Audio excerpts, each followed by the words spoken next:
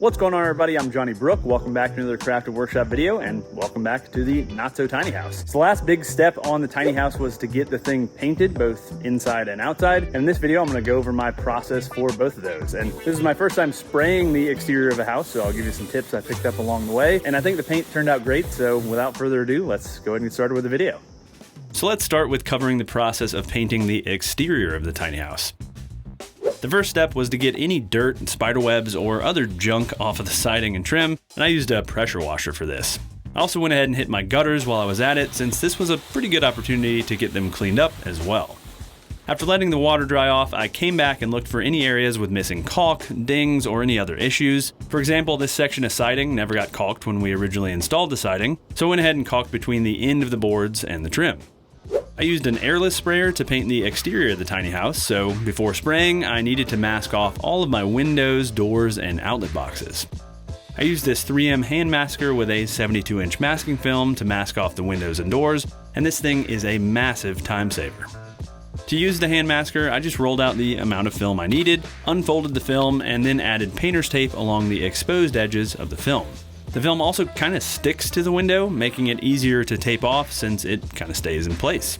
Also, I should mention that I used PVC trim on the tiny house, so I wouldn't be painting any of the trim, but you could come back and cut in the trim after spraying and removing the masking otherwise. I had to do 2 rows of film on the larger sliding door, but as you can see, it still went fairly quickly and eliminated any stress about getting overspray on my doors and windows. Once everything was taped off, I could get my sprayer set up, and I used this Wagner Control Pro 170 paint sprayer here, which is available at Lowe's. And this was my first time using this sprayer, but it was extremely simple to get up and running, and the results were awesome, as you'll see. After getting the sprayer unboxed and assembled, I could get my paint mixed up, but unfortunately the paint I wanted to use was only available in 1-gallon cans.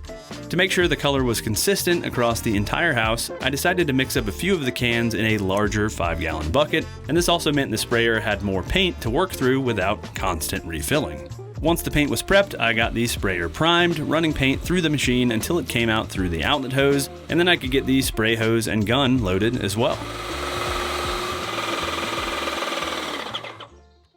After getting everything loaded up, I could finally get to painting, and I started on one of the ends of the tiny house. And one tip when painting the exterior of a house, you generally want to work from the top down, especially if you're using extension ladders leaning against the house, so you're not putting your ladders into wet paint. I was able to use a combination of ladders and a walkboard on the tiny house since it's not a super tall building, and this made things go a lot quicker since I could do the entire top half of the wall without moving the ladders. After spraying, I came back and rolled out a few drips where I'd laid down a little too much material, and let me tell you, this Wagner sprayer had no trouble blasting through this unthinned exterior paint. When installing the siding, we pinned the bottom corners with a finish nailer, which left nail holes in those corners. To fill in those nail holes, I just brushed or rolled over them, and this paint is thick enough where it filled the holes with no caulking required. With the top half of this first section done, we moved the walkboard setup out of the way to the next section of the tiny house so I could finish the bottom half of the wall. And I repeated the process of spraying along the trim using the spray shield, and I also repeated the process along the bottom of the siding to keep from getting paint on the girders. When spraying, I tried to keep the gun a consistent distance from the wall, and I also overlapped each pass slightly to help blend each pass. I also angled the gun slightly upwards to make sure the paint worked its way under the bottom edge of the lap siding. After spraying, I repeated the process of back rolling any spots that needed it, along with filling the nail holes, and then we could move on to the next section of the house. The spray shield had gotten pretty loaded up with paint at this point, so my dad worked on getting it washed off while I got started spraying this next section. I also hit all the nail holes with the roller again, and then I could cut in the trim along the edges once my dad brought back the spray shield. They also make cardboard versions of these spray shields, so you can just toss them once they get loaded with paint, and I think I might try those on my next spraying project. And unfortunately, I forgot to start the camera on the bottom half of that section, but I think you probably get the idea at this point. We continued on along the center of the back of the tiny house, and I also went ahead and painted the electrical panels to match the rest of the wall so they'd blend in better. Once the center section was done, I could wrap up the back side of the house, and I should also mention that I painted the inside corner trim the same color as the siding, as it would have been basically impossible to keep this white without masking it all off. And this is how the inside corners are on our main house, so I went with that method here too. And that's as far as we got before lunchtime, and I think that was pretty amazing progress for about 3 hours of work. After lunch, we continued spraying, getting the other end of the tiny house sprayed, and then we finally moved to the front of the house. And I had saved the front for last, thinking I'd have really gotten the hang of everything by that point, but in reality, I'd also sweated my butt off in the summer sun and got a little sloppier as the day dragged on. Luckily, it was pretty easy to clean up any overspray on the trim with a wet paper towel, and I just continued on down the front of the house, spraying on more paint. As you can see, the big sliding door took up a huge chunk of this front wall, so that went super quick. And we finished up that last section at about 3 o'clock, which is insane considering I started spraying around 9:30 that morning.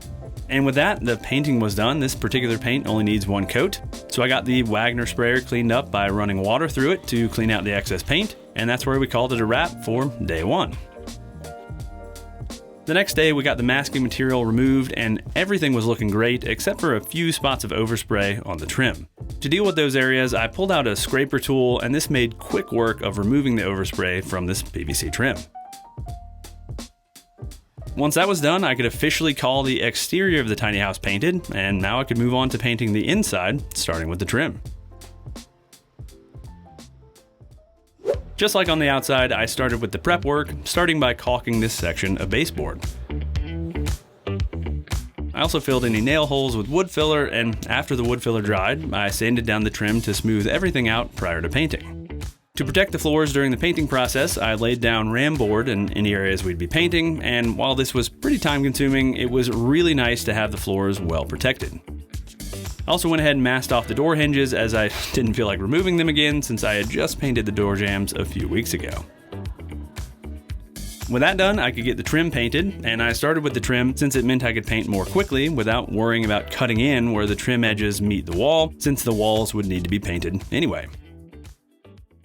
While the trim paint dried, I worked on filling any imperfections in the drywall, and this drywall has been up in the tiny house for over a year at this point while it's been finished out inside, so there were plenty of little dings and holes to fix. This particular spackle dried super quick, and once it was dry, I sanded those areas to smooth things out prior to paint. The next area on the paint to-do list was the ceiling in the hallway and bathroom, both of which are drywall. And I masked off around the edges of the ceiling, and this allowed Nate to paint the ceilings super quick without worrying about cutting in.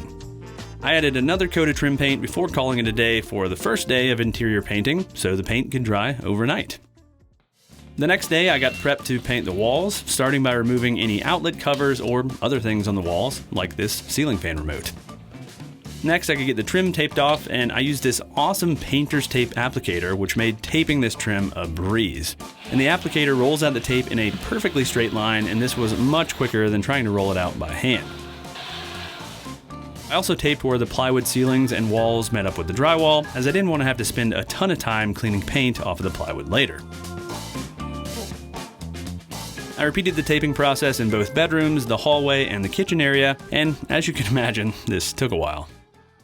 Well, that was a lot of work. It took about 3 hours to tape off everything here in the tiny house. Now, these walls are a little bit more challenging than maybe your standard walls in a typical house. Obviously, the LED trim piece really was a pain to tape around. Also, the mini split units are pretty close to the ceiling in all the rooms, so getting tape around those were definitely difficult. But I think this is gonna make the painting process go a lot quicker and hopefully save me a lot of cleanup, because there's just so many little detailed nooks and crannies here and all of the pre-finished plywood to deal with that I just didn't want to risk getting paint all over everything and then having to spend way more time cleaning everything up. So anyway, with everything taped off now, I'm finally ready to get to painting. I'm gonna be using this Behr Dynasty, which supposedly is one coat. I guess we'll see after the first coat, but using this dolphin fin color. I don't know, I've used Repose Gray in the past, which is a Sherwin-Williams color, and I Googled it, and it seems like dolphin fin is the most similar in the Behr lineup. So let's go ahead and get to painting. I got the paint set up in my roller tray and paint pail, and then I could get started painting.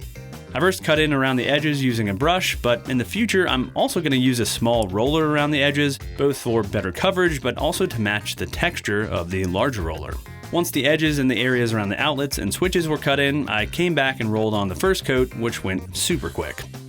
I repeated the painting process in both bedrooms, the hallway, and the kitchen, and then I could let the first coat dry for a few hours. So unfortunately, as I mentioned, the areas where I cut in with the brush didn't have as good of coverage as the areas where I used the roller, and this basically forced me to do a second coat, which was definitely a bummer. Before adding the second coat, I sanded the walls with this large sanding pad, and this helps both with adhesion as well as making sure the walls have a nice, even texture. Once that was done, I repeated the process to put a second coat on the walls, and this went much quicker than the first coat. Finally, once the second coat was dry, I could go ahead and remove all of that tape and RAM board, and this is always a pretty exciting moment since you get to see the final result of all your hard work. And one tip when removing tape after painting is to score where the tape meets the wall, as this helps to prevent the tape from peeling off the new paint.